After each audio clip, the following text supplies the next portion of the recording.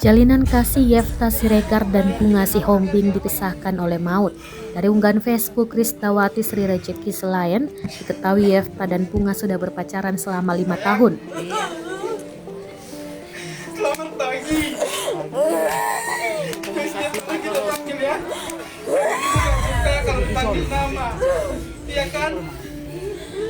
Sekarang kita udah ketemu. Terus janjimu kemarin kan kita harus pulang ya.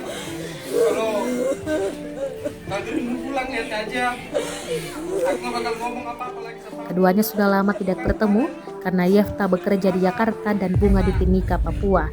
Hal ini sontak membuat pelayat di rumah duka menangis.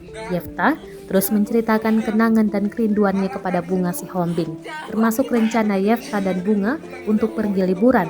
Bunga Sihombing menghembuskan nafas terakhir pada usia 21 tahun karena menderita lupus.